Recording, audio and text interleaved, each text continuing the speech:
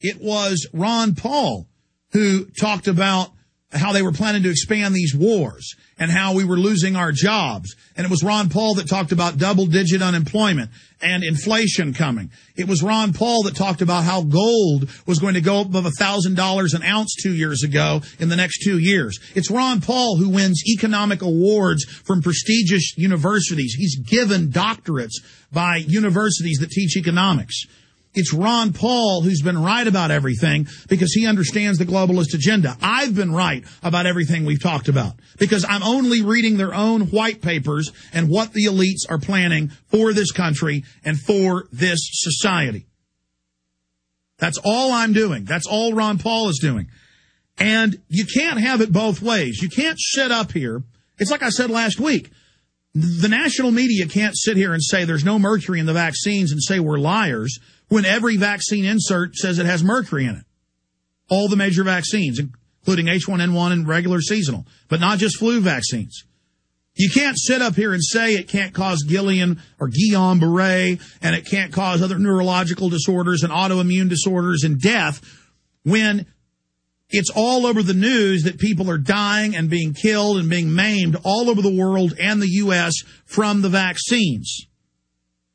And when the establishment media tries to lie and say that anyone that questions the establishment is a kook or a nut or a lunatic, it doesn't work anymore. It only discredits you, the person that's lying.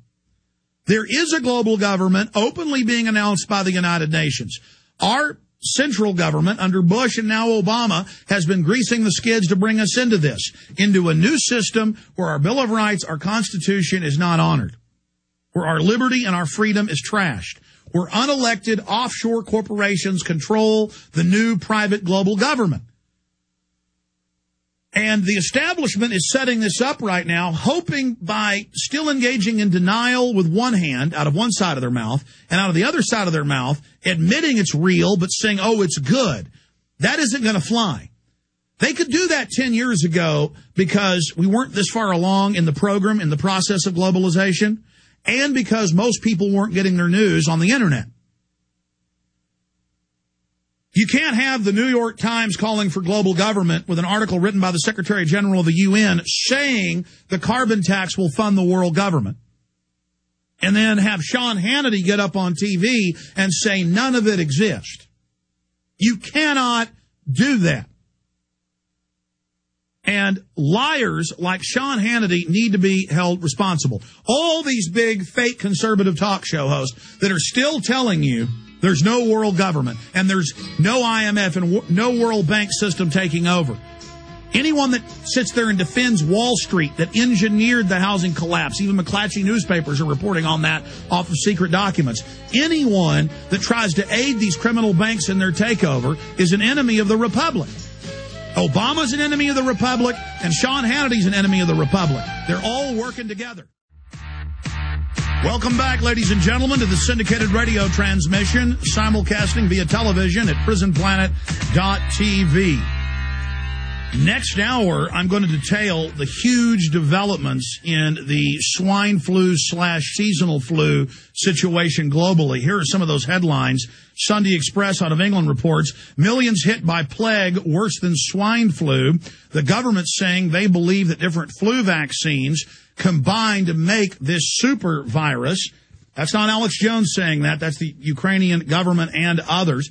Also, French woman gets crippling illness after H1N1 vaccine. Scores of other reports in the U.S. saying the same thing. Here's Time magazine. China investigates deaths after swine flu shot. And here's another report. Croatian priest says vaccine for destruction of humanity worldwide, a bioweapon. One of the chief priests in Croatia, a famous priest. Controversy in Croatia after famous Croatian priest appealed to Croatians not to get vaccinated against swine flu. So we'll be going over that coming up. But I wanted to take your calls in the next segment, and also want to play these Chuck Norris clips. I'm going to get him on the show in the next few weeks and get his take on all of this. He's been on with us many times and has told me on and off air that this show in the last 5 years, he heard the show 10 years ago a few times when he was in Austin and other areas where he could hear it. But in the last 5 years, he's really awoken that both parties are controlled. And Hannity had him on begging him not to go with this angle. Yeah, God forbid that people wake up and shadow the left-right paradigm. But also, Obama revives talk of UN gun control. NRA guest warned international treaty would strip Second Amendment rights. WorldNet Daily reported on this yesterday. We first reported on it out of Reuters. Thursday, U.S. reverses stance on treaty to regulate arms trade under UN law. See, if they sign a treaty with private consortium for the Copenhagen Treaty, we're under international law to tax all carbon dioxide. This trumps national law. Same thing with gun laws. So that is coming up. Another article out of the Washington Post. Task force seeks ban on assault weapons. An international task force. The Mexican government is asking the U.S. government to ban assault rifles. The Mexican government. This is out of the Washington Post. Another headline here, again, originally from InfoWars, May 3rd. So we were on this back in May. Obama supports treaty outlawing gun possession. I'm not tooting our horn.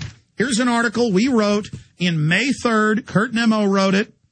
Obama supports treaty outlawing gun possession. You just now heard it in mid-November in Reuters and WorldNet Daily. You see, we have the best listeners in the world. They noticed that Obama had brought this treaty back in May. No one else reported on it till we did. Again, I would read UN documents 13, 14 years ago announcing everything they're doing now, saying they plan to do it by 2010. I've been warning people and being laughed at because you won't go read the treaties. You won't. I had David de Rothschild, heir to the entire Rothschild fortune, the son of Lord Rothschild, taken over all his companies on 3 years ago. And he said, Alex, there is no plan for a global carbon tax. When I have the documents that his family's bank is who you'll buy them from, that's now in BBC and the Associated Press, Rothschild Bank to sell carbon credits. Google it. Read it. We tell you months and weeks and sometimes decades before it's mainstream news. I'm not tooting our horn. I'm telling you, you better listen to us, folks. You want to save this country. Also, the White House is planning immigration reform, immigration legalization. New York Times, White House plan on immigration includes legal status. That's the New York Times Friday. I mean, they are just trying to break this country one way or the other. Here's another one. Everyone in Britain could be given personal carbon allowance. Oregon and Washington State are trying the same thing. Schwarzenegger's trying to pass laws where you have an ID card you swipe whenever you buy something or sell something, tracking everything you do, and when you run out of your carbon credits, you get taxed. That's what's so bad about plastic. That's what's so bad about debit cards. We all use them. Sure, if the government wasn't corrupt, this wouldn't be a problem. But we've always pointed out that this is a problem because they can use it to control every facet of your life. And that is happening now. So that's coming up. We're going to be going over that today. And your calls, as I promised, 888-201-2244, 888-201-2244, or 512-646-1776 for Anita and Ann and Ronnie and many others that are patiently holding. In fact, let me just go to some phone calls now and then out of the next segment, because I won't have time in this segment to play these clips of Chuck Norris coming out against world government. And we've got Senator Inhofe coming out and saying world government. And we've got all these major British lords coming out and admitting world government's being set up. And the national media is attacking them, and Ron Paul and myself. Folks, Inside Hollywood, Hollywood Reporter, all these major publications this week have come out and attacked little old Alex Jones, connecting me to the movie 2012, saying the Woody Harrelson character is basically an Alex Jones, ascribing and attributing all these things he says in the film that I don't believe to me.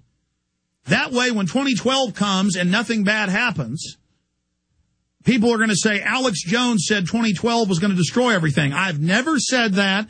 I'm making a film exposing 2012 as a hoax that'll be out by late 2010.